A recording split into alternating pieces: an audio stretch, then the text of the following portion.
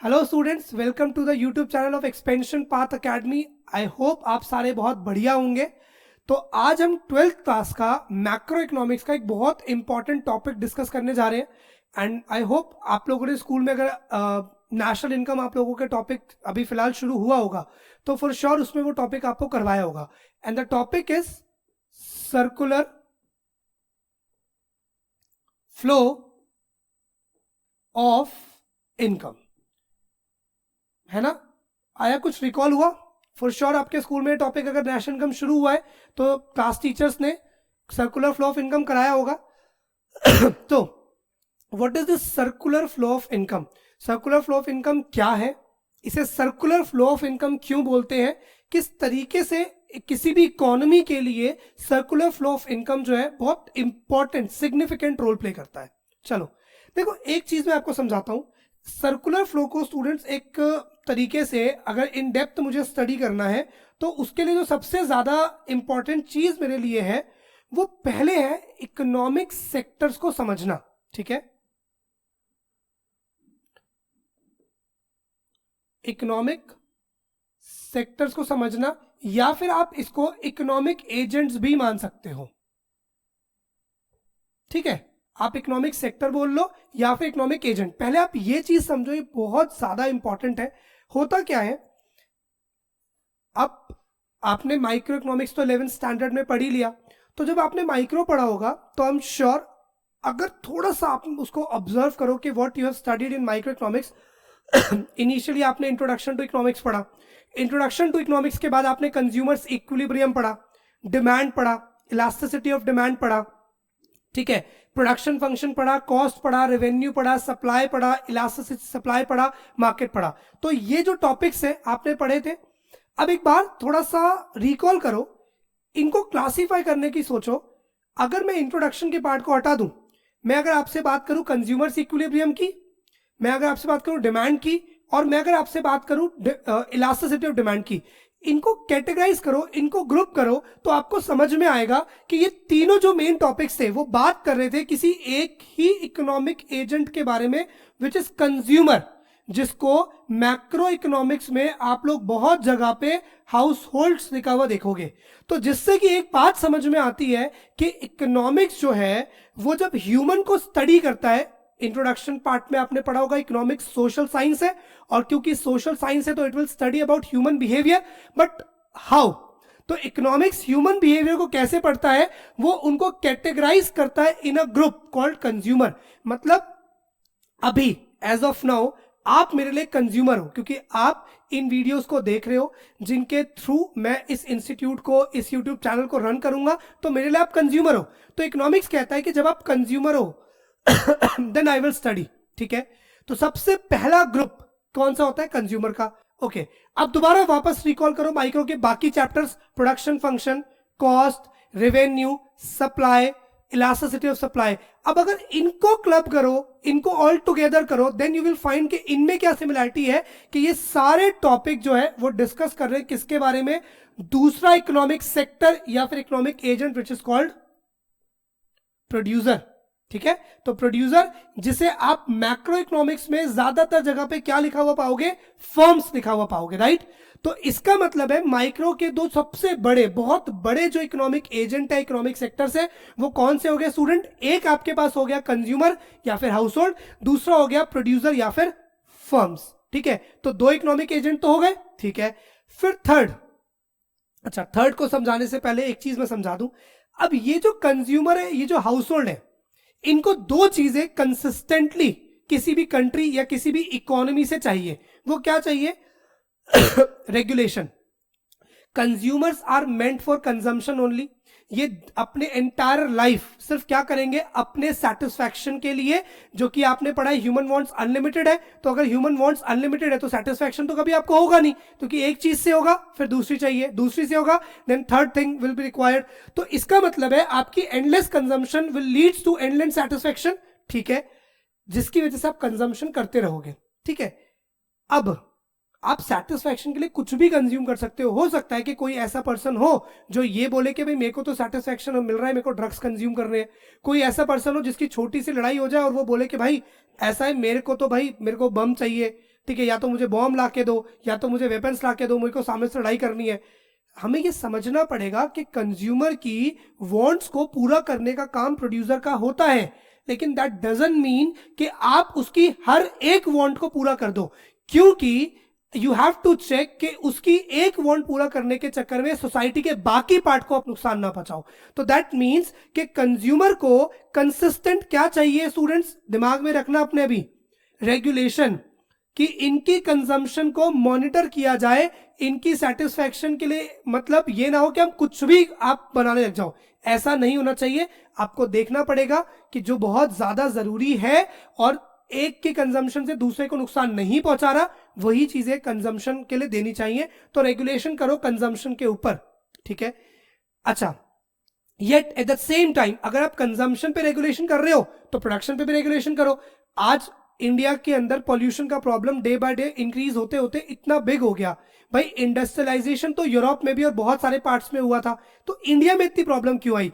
क्योंकि इंडिया में regulatory bodies ने ढंग से काम नहीं किया कि भाई मुझे प्रोडक्शन करनी है, मुझे पता है कि मेरी प्रोडक्शन से, मेरी इंडस्ट्री से जितना जितना लिमिट में पॉल्यूशन एमिट होना चाहिए था उससे ज्यादा हो रहा है, लेकिन मैंने क्या किया कि मैंने लाइसेंस लेने के लिए पैसे दे दिए, और अगर ऐसा कुछ भी हुआ तो पैसे दे दिए। तो मतलब कहीं ना कहीं वो रेगुलेशन फेल हुआ, इसकी वजह से इतनी ज्यादा प्रॉब्लम आई पॉल्यूशन की। तो मतलब फर्म्स को भी रेगुलेट करना बहुत जरूरी है कि ये किस तरीके से प्रोडक्शन कर रहे हैं, क्या प्रोडक्शन कर रहे हैं, कैसे अपना वेस्टेज डंप कर रहे हैं। तो मतलब चाहे कंज्यूमर हो चाहे प्रोड्यूसर हो, इन दोनों को लगातार इकोनॉमी को स्मूथ चलाने के लिए क्या चाहिए? रेगुलेशन चाहिए, ठीक है। और रेगुलेशन के साथ साथ स्टूडेंट इनको हमेशा एक और भी चीज सी होता है विच इज कॉल्ड असिस्टेंस, ठीक है। और किस तरह की असिस्टेंस? सबसे बड़ी which is called economic. Majorly इनको इकोनॉमिक असिस्टेंस चाहिए। क्यों? क्योंकि आप जानते हो हर एक कंज्यूमर ऐसा नहीं है स्टूडेंट्स कि उसके पास इतनी अफोर्डेबिलिटी हो कि वो जाए अपने हिसाब से अपने मनपसंद स्कूल में पढ़ ले, या हॉस्पिटल में जो भी ट्रीटमेंट चाहिए वो जा करके इतनी अफोर्डेबिलिटी है कि ले ले, या फिर उसके बाद इतना ही पैसा वो पर मंथ अर्न कर रहा हो कि वो राशन अफोर्ड कर सके। इसलिए इन्हें चाहिए असिस्टेंस, कि कोई ऐसी बॉडी हो जो इनके कंजम्पशन के लिए इनको थोड़ी फाइनेंशियल एड दे सके, ठीक है। लाइकवाइज आपको ही पता है कि बहुत सारे लोग होते हैं जिनका बिजनेस आइडियाज तो है लेकिन इतनी फंडिंग नहीं है, तो इनको चाहिए कि गवर्नमेंट से असिस्टेंस मिल जाए, मतलब एक बॉडी से असिस्टेंस मिल जाए, जिससे कि क्या हो, ये अपना प्रोडक्शन जो भी करना है, जो भी मैन्युफैक्चरिंग सेटअप करना है, जो भी इंडस्ट्रियल सेटअप करना है वो कर सके, ठीक है। इसका मतलब है इकोनॉमी को चलाने के लिए हाउस होल्ड और फर्म जरूरी तो बहुत है, बहुत बहुत ज्यादा जरूरी, क्योंकि अगर डिमांड ही नहीं होगी तो सप्लाई नहीं होगी, तो वो जो इनकम का चेन है वो कभी घूमेगा ही नहीं। लेकिन ऐसा ना हो कि ये कुछ भी कंज्यूम करे, ये कुछ भी कंज्यूम प्रोड्यूस करने लग जाए, इन दैट केस जो इकोनॉमी है सफर करेगी। इसके लिए इकोनॉमिक्स क्या बनाते हैं student? Third agent which is called government, ठीक है। गवर्नमेंट क्या है? गवर्नमेंट हमारे पास थर्ड इकोनॉमिक एजेंट है, जिसका काम स्टूडेंट्स क्या है? जिसका काम है हमारी जो इकोनॉमी है उसको रेगुलेट करना, टाइम टू टाइम फैसिलिटेट करना in terms of economic boost जो देने का काम है वो गवर्नमेंट का रहता है, right. As per economics government के वैसे बहुत सारे काम है, बट हम इकोनॉमिक्स के वैसे समझ रहे हैं फिलहाल, ठीक है। और लास्ट जो हमारे पास आता है इकोनॉमिक एजेंट और बॉडी, वो होती है rest of the world, rest of the world, right. ये चार ही इकोनॉमिक एजेंट है जिनमें पूरी इकोनॉमिक्स पढ़ी जाती है। मैं आपसे कहता हूं 11th में मेजरली इकोनॉमिक्स स्टार्ट होता है, आप 11th से लेकर के पीएचडी लेवल तक की कोई भी इकोनॉमिक्स पे लिखी हुई बुक, कोई सी भी बुक उठा ले, आपको नोटिस होगा कि इकोनॉमिक्स में जिस भी बुक को आप पढ़ रहे हो, या तो वो कंज्यूमर्स के बारे में बात करेगी, या तो प्रोड्यूसर्स के बारे में उसमें बात होगी, या गवर्नमेंट के बारे में, या रेस्ट ऑफ द वर्ल्ड के बारे में। इसके बियॉन्ड इकोनॉमिक्स कुछ बात नहीं करती। हाँ, हाल फिलहाल में हमने वेलफेयर इकोनॉमिक्स और अदर जो पार्ट्स है उनके डायमेंशंस को भी ऐड किया है, लेकिन फिर भी वो काम तो इन्हीं चारों के लिए कर रही ना, इसके अलावा बियॉन्ड तो कुछ भी नहीं है। So that is the idea. और जिसमें से और मैं आपको समराइज करके बताऊं तो हाउस होल्ड और फर्म के बारे में मैक्सिमम स्टडी इकोनॉमिक्स की कौन सी ब्रांच करती है? माइक्रो इकोनॉमिक्स, ठीक है। आप रिकॉल कर लो, जितने भी स्टूडेंट से वीडियो देख रहे हैं माइक्रो को रिकॉल करो, आपको याद आएगा कि माइक्रो के मैक्सिमम चैप्टर, इवन अगर आप लोग ग्रेजुएशन में भी है, पोस्ट ग्रेजुएशन में है, तब भी आप इसको रिलेट करना। माइक्रो की जो भी बुक आपने आज तक पढ़ी होगी वो कंज्यूमर्स के डिफरेंट मॉडल को पढ़ती है, वो प्रोड्यूसर के डिफरेंट मॉडल्स को पढ़ती है, राइट? ठीक है, मैं ऐसा नहीं कह रहा कि गवर्नमेंट बिल्कुल नहीं है, गवर्नमेंट आती है। अगर आप लोगों ने बहुत बड़े लेवल पे इकोनॉमिक्स को पढ़ा होगा तो आपने देखा होगा कि मार्केट थ्योरीज के अंदर, प्राइस डिटर्मिनेशन के अंदर थोड़ा बहुत गवर्नमेंट का रोल पढ़ते हैं कि किस तरीके से टैक्सेशन जो है कंज्यूमर या प्रोड्यूसर के बजट को इंपैक्ट करता है। लेकिन अल्टीमेटली आ गया ना कि गवर्नमेंट का रोल भी किस लिए, कि किस तरीके से वो आपके कंज्यूमर और प्रोड्यूसर को इंपैक्ट कर रहा है, ठीक है? जबकि अगर आप गवर्नमेंट और रेस्ट ऑफ द वर्ल्ड को कैटेगराइज करो, ठीक है, सम अप करो, देन यू विल फाइंड कि इनके बारे में मैक्सिमम जो स्टडी है वो किस में करी जाती है? इकोनॉमिक्स की मैक्रो इकोनॉमिक्स का जो ब्रांच है उसमें करी जाती है। तो इसका मतलब है पूरी इकोनॉमिक्स जो है वो 4 सेक्टर्स को स्टडी करेगी, consumers, producers, government, rest of the world. और इन 4 सेक्टर्स को स्टडी करने के लिए इकोनॉमिक्स ने मेजरली 2 ब्रांचेस बनाई हैं स्टूडेंट्स। कौन कौन सी? माइक्रो इकोनॉमिक्स और मैक्रो इकोनॉमिक्स। तो इसका मतलब हमें यह समराइज हो गया कि जो इनकम का फ्लो है, जिस सर्कुलर फ्लो ऑफ इनकम की हम बात कर रहे हैं, वो इन्हीं चारों के बीच में किसी तरीके से काम करेगा, और तो किसी के बीच में वो काम नहीं कर सकता। होपफुली यहां तक सब क्लियर होगा। चलो आगे बढ़ते हैं। अब ये तो हमने समझ लिया कि चारों सेक्टर्स हमारे पास आ गए। अब circular flow of income exactly मतलब क्या है और इसे हम सर्कुलर फ्लो क्यों कह रहे हैं? पहले आप ये वर्ड समझो, सर्कुलर। सर्कुलर का मतलब क्या स्टूडेंट्स? बहुत सिंपल, अनएंडिंग। वो चीज जो अनएंडिंग है, जिसके पास कोई एजेस ही नहीं है। जैसे मैंने ये सर्कल बनाया, ठीक है, जिस भी तरीके का है, ये मत बोलना कि सर ये तो थोड़ा एलिप्स वाली शेप बन रही है, बट जो भी है, तो अनएंडिंग हो गया। सर्कुलर का मतलब क्या होता है? अनएंडिंग, ठीक है? तो मतलब सर्कुलर फ्लो ऑफ इनकम का मतलब स्टूडेंट्स क्या हुआ? Unending flow of income. Income का फ्लो जो है वो अनएंडिंग है, हम ये पढ़ना चाहते हैं, ठीक है? वो भी ठीक है, अनएंडिंग भी ठीक है, लेकिन पहले ये तो समझे कि इनकम की एक्चुअली में शुरुआत कैसे होती है। फ्लो अनएंडिंग है, दैट इज फाइन, बट वो इनकम शुरू कैसे हो रही है? जब शुरू का कहीं ना कहीं से कुछ पता चलेगा तो अनएंडिंग होगा, ठीक है? सोच के देखो, मैं आपको बस 1 मिनट का टाइम दे रहा हूं, आप 1 मिनट में मुझे ये सोच करके बताओ कि अगर इनकम की शुरुआत होनी है तो वो कैसे हो सकती है। मतलब अगर मुझे इनकम को शुरू करना है, कोई भी इंसान दुनिया में, कोई भी, कहीं पे भी, किसी भी कंट्री में बैठा हो, अगर उसे इनकम कमानी है तो उसके लिए सबसे पहली चीज क्या है? और दुनिया में कहीं भी चले जाओ, इनकम को शुरुआत करने का तरीका सिर्फ एक ही बना है, और कोई तरीका नहीं है। चलो मैं बता देता हूं, दैट इज इन्वेस्टमेंट। स्टूडेंट्स, बिना इन्वेस्टमेंट के पूरी दुनिया में कोई भी इंसान इनकम नहीं कमा सकता। अब आप में से इमीडिएटली कुछ स्टूडेंट्स को ऐसा लग रहा होगा कि सर क्यों? हमारे कुछ पेरेंट्स हैं, मतलब हम जो बैठे हैं में से कुछ के पेरेंट्स ऐसे हैं जो जॉब करते हैं, उन्हें तो कोई इन्वेस्टमेंट नहीं करी। और प्लीज ये मत सोचना कि अरे वो तो टाइम इन्वेस्ट करे, वो नहीं। आपने इन्वेस्टमेंट नहीं करी, आपके पेरेंट्स ने इन्वेस्टमेंट नहीं करी, दैट डजंट मीन कि जिस कंपनी में वो काम कर रहे हैं उसके मालिक ने, उसके एम्प्लॉयर ने भी इन्वेस्टमेंट नहीं करी। भाई, या तो इन्वेस्टमेंट आपकी खुद की होती है, ठीक है, तब आप बिजनेस ओन करते हो। अगर आप खुद इन्वेस्टमेंट नहीं कर सकते तो इन्वेस्टमेंट कौन करेगा? ऑफ कोर्स कोई और करेगा, तभी तो जॉब मिलेगी। आज अगर एक्सपेंशन पाथ अकेडमी इतना बड़ा प्लेटफॉर्म ना बना के दे तो मेरे को क्या होगा? मैं तो कहां से करूंगा ना काम। तो मतलब अगर ईपीए ने मुझे इस तरीके का सिस्टम इन्वेस्ट करके दिया तो मुझको जॉब मिली, तो इसका मतलब है होगा क्या? अगर आपको जॉब भी करनी है तो किसी और की इन्वेस्टमेंट चाहिए, तो बिना इन्वेस्टमेंट के तो हो ही नहीं सकता, ठीक है? अब इन्वेस्टमेंट से स्टूडेंट्स होता क्या है? अच्छा, इसके बारे में एक और रेफरेंस में दे दूं।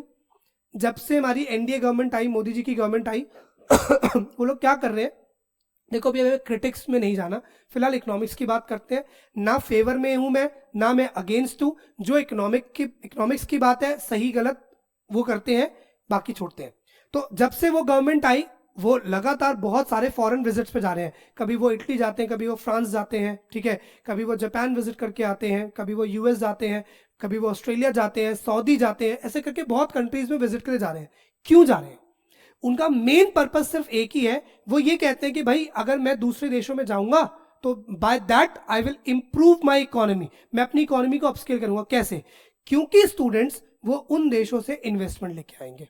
हमारी कंट्री के जो लोग हैं वो तो इन्वेस्ट कर ही रहे हैं, बट मोर देन दैट हमें ये भी चाहिए कि जो जहां पे हमारी कमी है उसके बियॉन्ड हमें और इन्वेस्टमेंट्स आए, ठीक है? तो वो और इन्वेस्टमेंट्स लाने के लिए उन देशों में जाते हैं।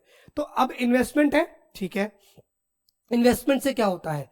इन्वेस्टमेंट करके आप क्या करोगे? इन्वेस्टमेंट करके आप करोगे प्रोडक्शन, ठीक है, अभी सिनोनिम्स में नहीं फंसते, या प्रोडक्शन करोगे या मैन्युफैक्चरिंग करोगे, ठीक है, कुछ ऐसा ही काम करोगे ना, ठीक है, आप समझ रहे हो ना, या तो प्रोडक्शन बोल लो या तो आप मैन्युफैक्चरिंग बोलो या बोलो कि भाई मैं सर्विस रेंडर कर रहा हूं, लेकिन ultimately you will create something. Investment का पर्पस क्या है? That is to create something, ठीक है।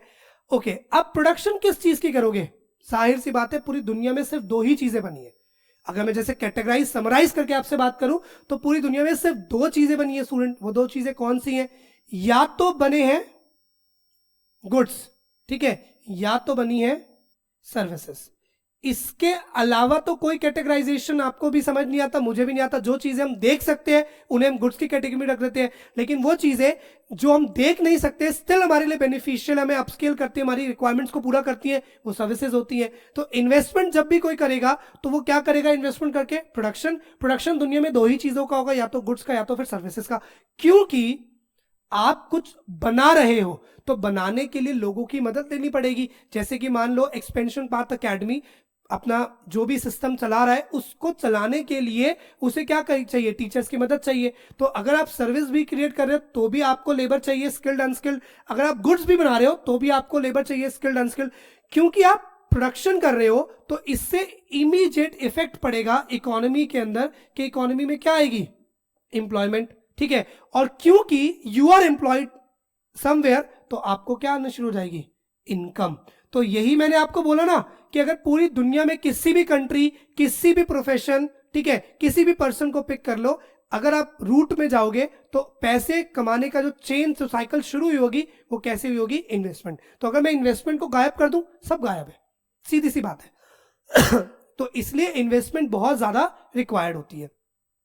तो सर्कुलर फ्लो ऑफ इनकम के अंदर जो सबसे पहली चीज हमें समझनी थी वो हमें समझ में आ गया कि इनकम को शुरू करने का जो फेज है वो कौन सा फेज होता है student? Production is the first phase, ठीक है। मूविंग अहेड, तो अगर मैं ये मान के चलूं कि सर्कुलर फ्लो ऑफ इनकम का जो सबसे फर्स्ट फेज है वो कौन सा है स्टूडेंट्स? प्रोडक्शन। तो प्रोडक्शन क्या हो गया? Production is the first phase, right. क्यों? क्योंकि दिस इज द फेज जहां पे एक्चुअली में इकोनॉमी क्या कर रही है? जहां पे इकोनॉमी एक्चुअली में कुछ ना कुछ नया क्रिएट करके, कुछ वैल्यू को ऐड करके इनकम को जनरेट कर रही है। तो production is the first phase where economy generates its income, ठीक है। अब ये जो प्रोडक्शन होती है स्टूडेंट, ये किसकी हेल्प से होती है? ये प्रोडक्शन जो होती है ये हम यूज करते हैं, recall micro economics chapter number 5 production function. अगर आप याद करो चैप्टर, ठीक है, तो उसमें आपने पढ़ा था प्रोडक्शन फंक्शन के अंदर फैक्टर्स ऑफ प्रोडक्शन। इन्हें आप फैक्टर्स ऑफ प्रोडक्शन भी बोल सकते हो और फैक्टर सर्विसेज भी है। फैक्टर्स ऑफ प्रोडक्शन कौन से होते हैं? भाई मुझे प्रोडक्शन करनी है, लैंड चाहिए, मुझे प्रोडक्शन करनी है, मुझे लेबर चाहिए, मुझे प्रोडक्शन करना है, मुझे कैपिटल चाहिए, मुझे प्रोडक्शन करना है, मुझे कोई एंटरप्रेन्योर चाहिए। तो अगर मैंने आज मेरे दिमाग में ये आइडिया आया कि मेरे को एक्सपेंशन पाथ एकेडमी चलानी है, ऐसी एक एकेडमी बनानी है, ऐसे एक इंस्टीट्यूट बनाना है, तो मुझे इमीडिएटली फैक्टर्स ऑफ प्रोडक्शन चाहिए जिनकी मदद से मैं प्रोडक्शन करूंगा। अब वो लोग आएंगे और मेरे को इस काम को करने में, इसको अपस्केल करने में हेल्प करेंगे, लेकिन क्योंकि वो मेरे लिए काम कर रहे हैं तो इन रिटर्न वो क्या चाहेंगे? वो कहेंगे भाई हमने काम किया तो नेकी कर दरिया में डाल तो नहीं होता, अगर हमने काम किया है तो उसके बदले हमें कुछ पेमेंट मिलनी चाहिए। तो अगर आप प्रोडक्शन कर रहे हो तो इसलिए आपको क्या करना पड़ेगा स्टूडेंट्स? अब आपको करना पड़ेगा डिस्ट्रीब्यूशन। और डिस्ट्रीब्यूशन क्या है? डिस्ट्रीब्यूशन होता है आपका सेकेंड फेज, राइट। डिस्ट्रीब्यूशन क्या होता है स्टूडेंट्स? डिस्ट्रीब्यूशन आपका होता है सेकेंड फेज।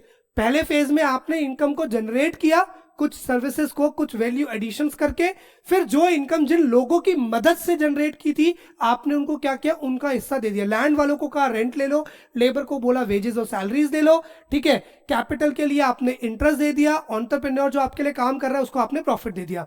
अब जब आप डिस्ट्रीब्यूट करते हो तो लोगों के पास पैसा गया। जैसे कि एक्सपेंशन पाथ एकेडमी ने मुझे बोला भाई आपको इकोनॉमिक्स पढ़ाना है, मैंने कहा ठीक है, तो मैंने इकोनॉमिक्स की सर्विसेज जनरेट की। उन्होंने बोला भाई क्योंकि आपने ये काम किया तो ये लो आपका शेयर, ठीक है। अब अगर मेरे पास इनकम आ गई तो मैं कौन बन गया? House hold, right. मेरे पास एक्सपेंशन पाथ एकेडमी तो प्रोड्यूसर हुई, लेकिन मैं कौन हुआ? मैं तो कंज्यूमर बन गया। और मैंने आपको समझाया कंज्यूमर का सिर्फ एक ही काम है, वो है कंजम्पशन करना। तो जैसे ही मेरे पास मनी आएगा मैं थर्ड फेज सर्कुलर फ्लो अपने एंटर करेगा, और वो क्या होगा कि मनी आते ही मैं करूंगा इसको डिस्पोज। डिस्पोजिशन फेज का मतलब क्या होता है स्टूडेंट्स? डिस्पोजिशन फेज का मतलब होता है कि आप अपने कंजम्पशन के लिए मनी को क्या करोगे? स्पेंड। तो disposition is the phase of consumption expenditure. और ये कौन सा फेज है? ये स्टूडेंट आपके पास होता है आपका थर्ड फेज। आप कंजम्पशन क्या करोगे? अभी हमने थोड़ी देर पहले बात करी कि दुनिया में बनती ही दो चीजें, कौन कौन सी? गुड्स और सर्विसेज। अगर दुनिया में बन ही दो चीजें रही हैं स्टूडेंट्स, तो कंज्यूम भी क्या होंगी? दो ही चीजें ना, या तो गुड्स या तो सर्विसेज। और वो किसने बना के दिया था? वो दिया था किसी फर्म ने बना के। तो गुड्स एंड सर्विसेज पे जब मैंने कंजम्पशन एक्सपेंडिचर किया, इससे प्रोड्यूसर के पास पैसा पहुंच गया, फिर पैसा आया, फिर से वो प्रोडक्शन करेगा, फिर डिस्ट्रीब्यूशन होगा, फिर डिस्पोजिशन, फिर प्रोडक्शन, फिर डिस्ट्रीब्यूशन, फिर डिस्पोजिशन।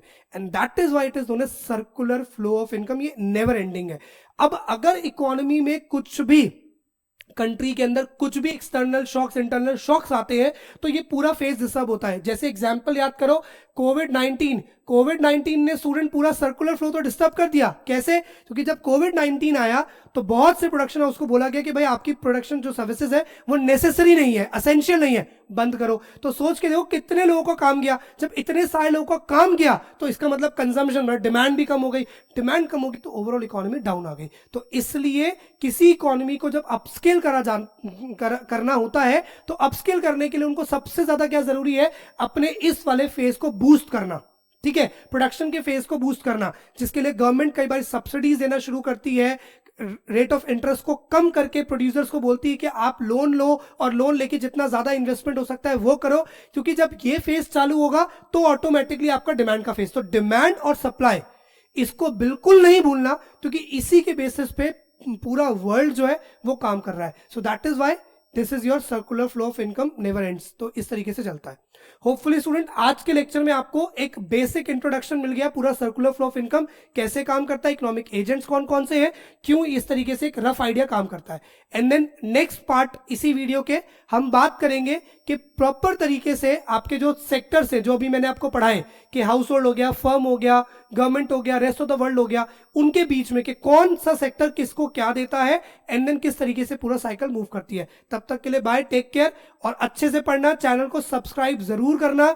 और हम लोग जून से अपना CUET का बैच, जून 2025 से CUET का बैच और क्लैट का बैच शुरू कर रहे हैं। ठीक है, डिस्क्रिप्शन बॉक्स में आप जाओगे, आपको सारे लिंक्स मिल जाएंगे, ज्वाइनिंग कैसे करनी है उसके सारे फॉर्म मिल जाएंगे। तो स्टे ट्यून्ड, थैंक्स।